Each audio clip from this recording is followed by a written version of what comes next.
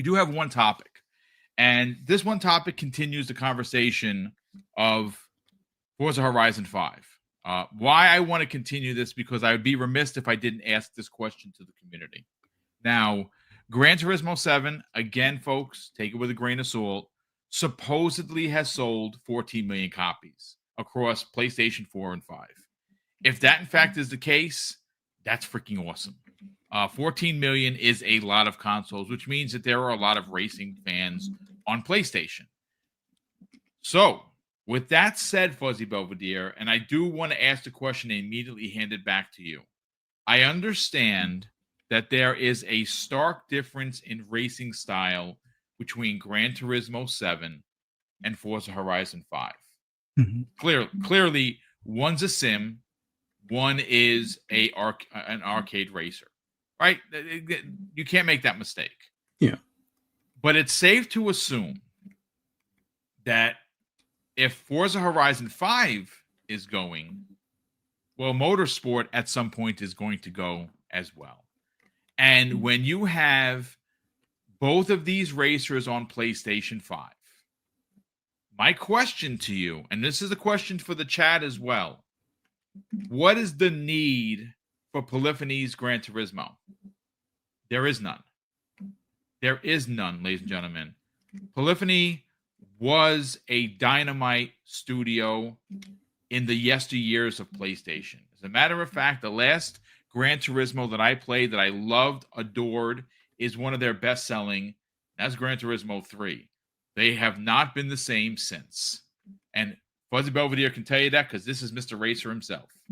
They're just not the same. So if you can turn around and get Turn 10 and Playground Games, two of the premier developers for racing, to put their games onto PlayStation, what does that mean for the Gran Turismo franchise? Well, I'm going to tell you what Jinzo86 said. He drops a $2 super chat, and we'll get to those on the back end of this conversation. It's official. Gran Turismo is dead. And I think he's onto something. I really think that there is no room, rhyme, or reason to have a Gran Turismo move forward when you have Forza Horizon 5 confirmed, and it's only a matter of time before Turn 10's Forza Motorsport gets on there. When those two games are on there, even though they're going to be older, they're going to be better than any Gran Turismo, including the one that's currently available. And I think at that point, there's no reason for a Gran Turismo 8. There's just not. Am I wrong in saying so, Fuzzy Belvedere? It's a tough one, and I'll explain why. Like, the biggest problem I have with Polyphony is that they are very, very, very slow. And what I mean by slow, there are decades, sometimes it seems, that are in between their games. Like Rockstar is kind of in that same boat now as well. But I think that's by choice. And Polyphony's always been slow, like since the original Gran Turismo.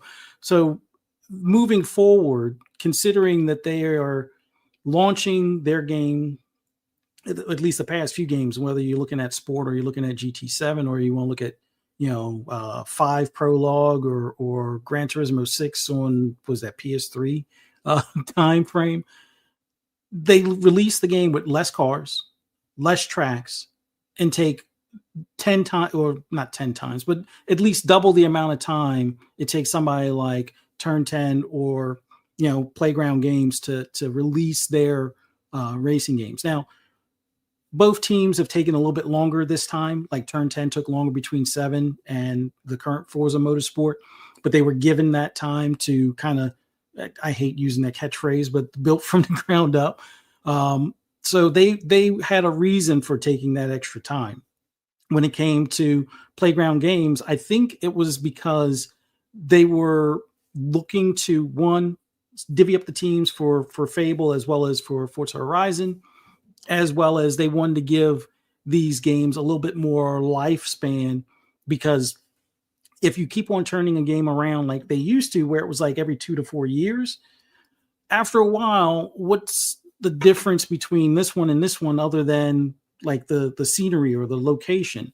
And I think giving that a little bit more time to breathe and a lot more time for community content to help, expand the game and some of the DLC that they've done as well, I think that's given them a lot more leeway to, improve or advance the game. So that way the quicker turnaround wasn't as much of a noticeable leap or improvement in comparison. Yes, visually they always, were better than the previous one.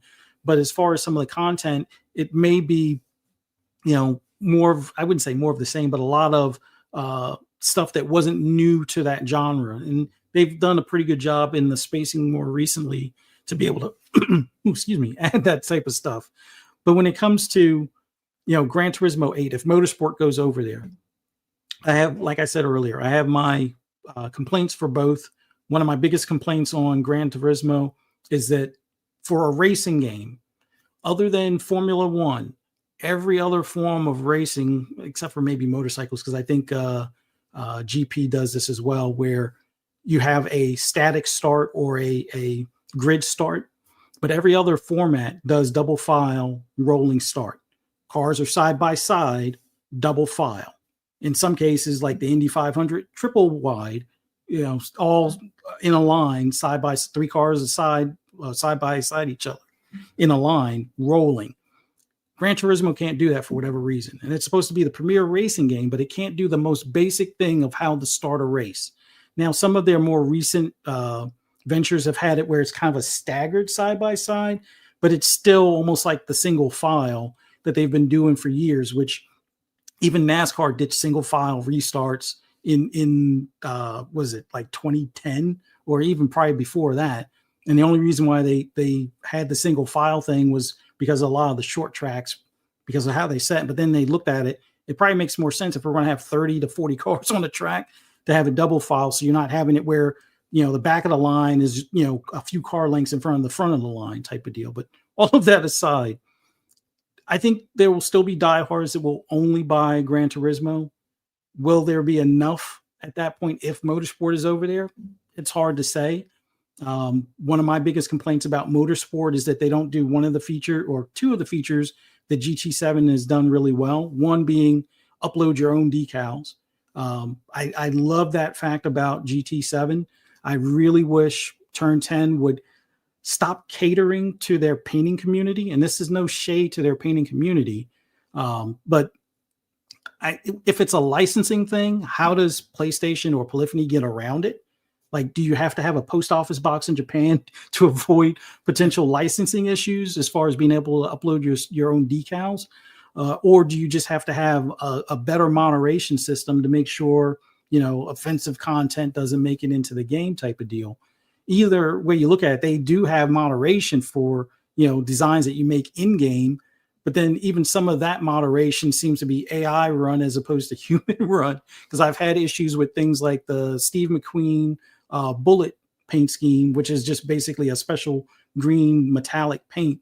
And I guess because either McQueen was a word that was blocked or bullet was a word that was locked. Not bullet like you would spell for a gun, but bullet like you spell for the car. And I couldn't get it uploaded. But all of that stuff aside, uploading decals is one thing I would love to see Playground and Turn 10 allow for. And then the other thing is use cars from your garage for custom single player races. That's the big thing that allows me to replay a lot of the races in GT7 because I can recreate the paint schemes of cars or use other community liveries that were made.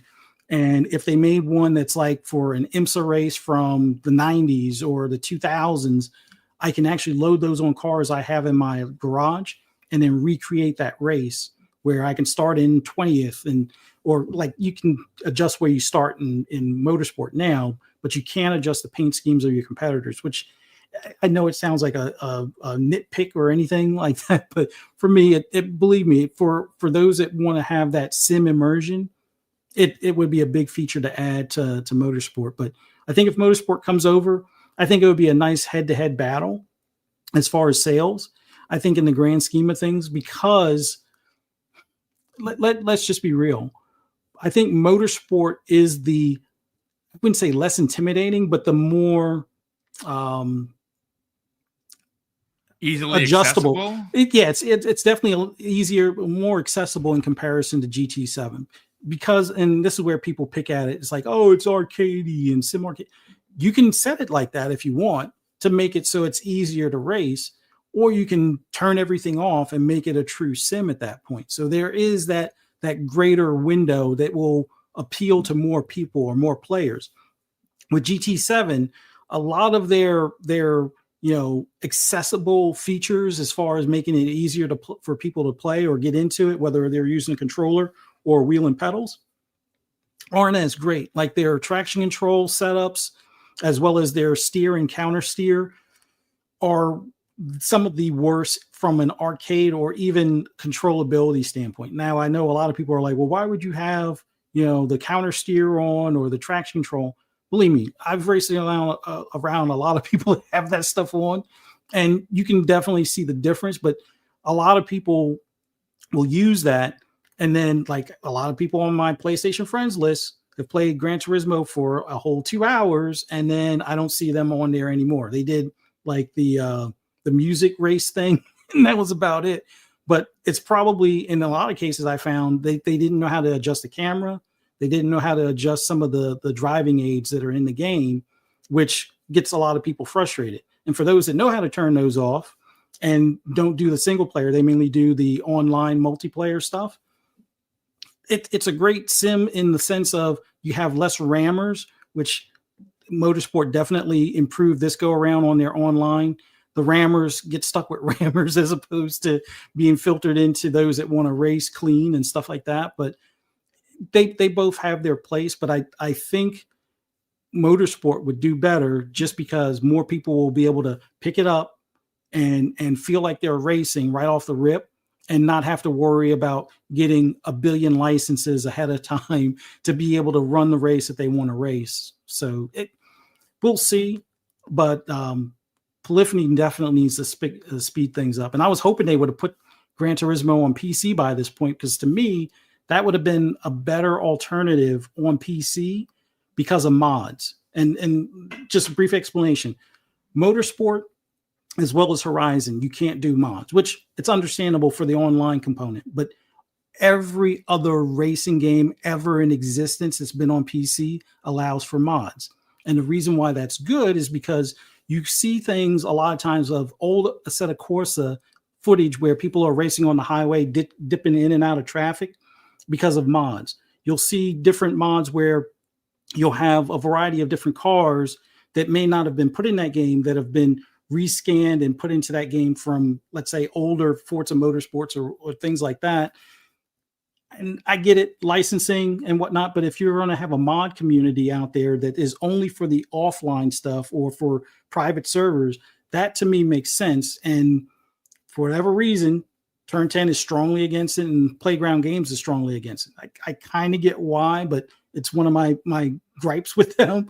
But Polyphony, considering they allow you to upload your own decals, I would say the mod community would probably take that and make that the de facto replacement for the old Assetto Corsa. Now, Assetto Corsa is in early access with Evo right now. We'll see if that becomes the new de facto sim racer for those that are into mods and creating those types of videos where you see people drifting on certain games that look like they're photorealistic, but they're based off of an older engine type of deal. I think GT7 would have been that better suited game to do that.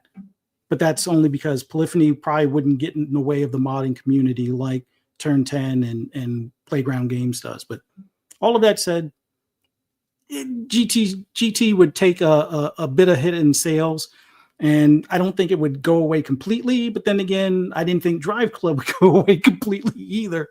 And we see what happened with that. So we'll see. Well, interestingly enough, we got some breaking news regarding Gran Turismo 7. Literally, this was posted. It's starting to pop up in different feeds. This comes the way of Game Rant, ladies and gentlemen. GameRant.com. It was written by Dominic Bosnek. Apparently, according to the report, the Gran Turismo 7 PC port has reportedly been canceled. Yeah. It's been shelved. So there is on this report, and I'm going to read verbatim from the article. It goes on to say the rumored Gran Turismo 7 PC port has reportedly been canceled. This move makes the immediate future of Sony's PC porting efforts appear a bit hazier. And of course, we do know that Gran Turismo 7 debuted on the PlayStation 4, PlayStation 5 in early March of 2022. And according to the article, by that time, Sony had already started porting PlayStation games to PC, beginning with titles like Horizon Zero Dawn, Days Gone, and God of War. And while plenty of other PlayStation games have appeared on Steam since then, Gran Turismo 7 was never officially confirmed to be in development for PC, but apparently has now been shelved. The question is why? Well, you could probably thank all the money that they lost. They've closed down games, they've closed down studios, and that's very interesting because again, folks, I said from the opening of the show that the rumor is that they've sold 14 million copies of Gran Turismo 7, which is really good considering that it is a sim racer. And of course, that is that's from PlayStation 4, PlayStation 5. I would imagine if they would have been ported to PC, it would have sold even better. Yeah. But again, folks, this is very interesting, and I do think that Fuzzy brings up a great point about the length of time it takes from game to game with polyphony. They are slow. Yeah. They just really are. So again, it's just an opinion. I think that if you have Forza Horizon 5 come to the console, and it does really well, and I expect to do ridiculous numbers on PlayStation because they don't have their own arcade racer, and there's no one better in the business than Forza Horizon 5. But if somehow Motorsport does make that transition, and I think it only makes sense, right? Like, why wouldn't you put it over there? I think it has a chance to really kick the tire, so to speak. And when you have a sim racer like what they have currently on Xbox, which is Motorsport, which is the newest one, and you have a arcade racer, you have the bookends. If you can get someone to buy one of them, you're probably going to get someone to buy the other one. And if that does happen and they're enjoying these Xbox racers on PlayStation, that puts a lot of pressure on polyphony to deliver. And at that point, if they can't, again, folks, just read the room. I'm not saying that there's not going to be a Gran Turismo 8. I'm saying that now it's even harder. It's going to be even more difficult for the team to deliver because they have to do better than Gran Turismo 7, which, again, sold apparently 14 million copies. That's no slouch. But the PC version that would have sold probably another 3, 4, 5 million copies has been shelved. So now what do? Do they continue to support it? Of course they're going to continue to support it. But now they have to move on to Gran Turismo 8. How many years will that be before that happens? PlayStation 6? You said it. You said 2030. I was going to say that in jest, but you might be onto something.